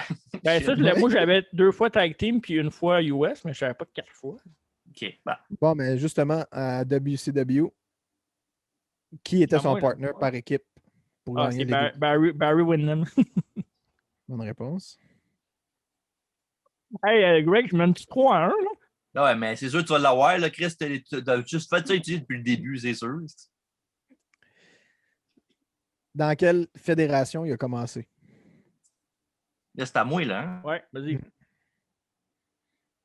Oh, ça a bugué. Ça a bugué. Ça a bugué, DJ. là. Alors, C'est à moi? Ouais. La AWA. Bonne réponse.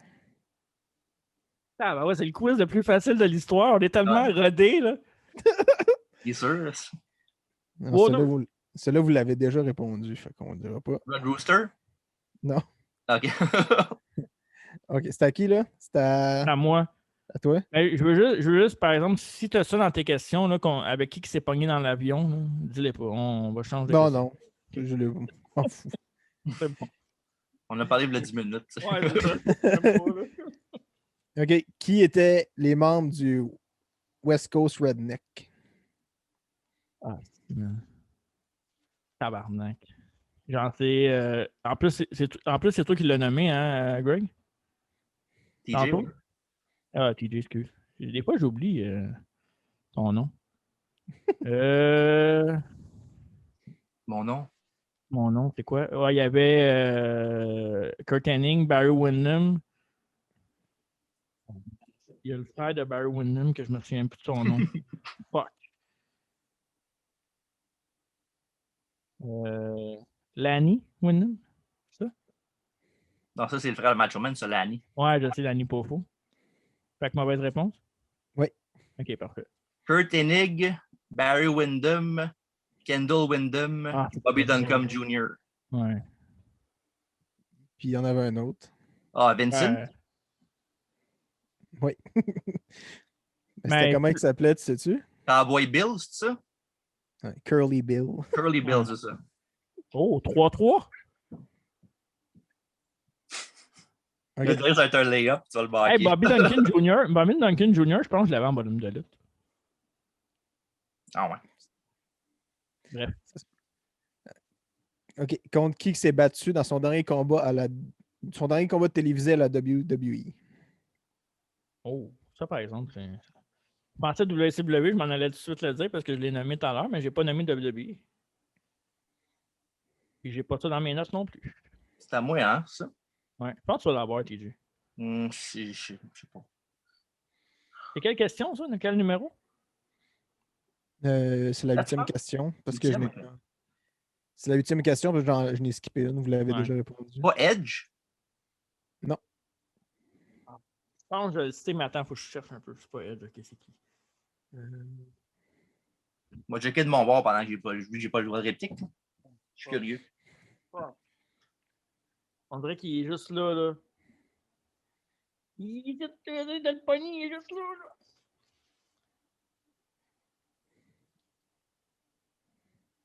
Il me semble que c'est un nobody. Là. Mais je suis pas sûr.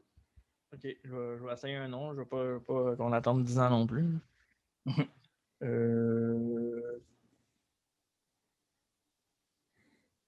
Ah non, c'est pas ça. Faut que j'essaye quelque chose. 2002. Qui c'est qui était là en 2002? Je vais dire n'importe quoi. Charlie Huss. Non. C'était Tommy Dreamer. C'est vrai. En plus, il avait fait une roue, genre, un moment donné, là, dans le match. C'est la cartwheel, ben oui. OK. Donc, la 9e question. À moi, là, je pense, c'est ça? Ouais. Ouais, c'est à toi. Il est rentré combienième au Rumble 89? 89, c'est bon. 89? Ouais. Là, moi, je suis en train de chercher déjà 2002 dans ma tête. Là, 89. pareil. Oh! Oh! Ben là, ça va être au hasard, mon chum. OK. 89. C'est sa deuxième année, ça. Il est rentré 9e. D'autres répliques? Pas 30e? Non. Il était rentré 4e. OK. C'est l'année d'après qu'il était 30e, je pense. Ça se peut très bien. 90, ouais. Ça a plus Ouais, de il était avec Hogan à la fin. Ouais. Oh, la 10e statue, si tu l'as, tu gagnes. C'est 3-3, c'est excitant. Oh, il y a de Barry Windham, maman. C'est le frère de l'autre. Anyway, t'aurais pas eu Vincent Anyway. Ouais, mais ça compte pas, ça. Ben, ça reste un membre du groupe pareil. Il était dedans pareil. C'est ça. Cowboy. Curly. Ah, excuse. OK. Bon, ben, je vais y aller on the fly avec celle-là. On the fly. On the fly. Il a fait partie d'un groupe à la AWA. C'est quel groupe?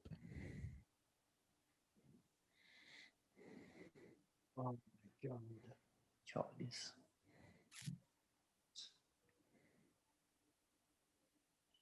Ah oui, je le sais. Je sais pas. Je m'en souviens pas. Dis un nom au hasard. Je pense que je vais l'avoir. C'est quelque chose, tu l'as pas, non? De Axe, je sais pas. Axe Table, je sais pas. Non. Pour la victoire, je pense! Ben oui, c'est sûr. Est-ce que c'est les Diamond Exchange? Ouais. Ben oui, c'est sûr. Tu as étudié pendant 2 semaines à cette affaire-là, c'est sûr. Ben oui, c'est sûr, tu vas l'avoir, tu as étudié là-dedans. Hey, t'es là. C'est la seule raison pourquoi tu l'as, là. C'est la seule raison pourquoi tu l'as. Bravo, tu as gagné une victoire que tu as étudié pendant 3 semaines pour l'avoir. Bravo. Attends. Et c'est une victoire parfaite. Non. C'est sûr. Okay. Prochain coup, aussitôt qu'on fait un autre quiz, je te plante. Bravo. Ah, si, il est en tabarnak, il est fâché. Ben, je suis pas en tabarnak. Tu as étudié 3 semaines, tu as de la recherche là-dessus. C'est ça? Hey, Oui, c'est comme si j'avais sorti le teaser comme Scott Hall, puis j'avais été électrocuté Goldberg. Ben non.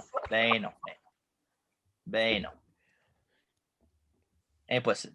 C'est sûr. Si, mettons, tu étudies pendant 3 semaines quelque chose, il y a des grosses chances que tu te rappelles plus d'affaires que moi. Mais j'en ai parlé au podcast. Tu étais censé avoir écouté le même podcast que Ah moi. ouais, cette affaire-là, tu en as parlé au grand début. Tu sais. Et voilà. Bravo, tu as gagné. Tu as réussi à faire ce que personne n'était capable de faire, mais enjoy your time in the spotlight parce que je le reprends dans le prochain coup. Et le podcast finit en controverse, mesdames, messieurs. Non, c'est pas une controverse, c'est juste que c'est sûr que tu vas l'avoir si tu étudies là-dedans. C'est toi qui fais les recherches. C'est rare que quand j'étudie, je passe mes affaires. Ah ouais, c'est sûr. Mais Ben, c'est quand ça. même.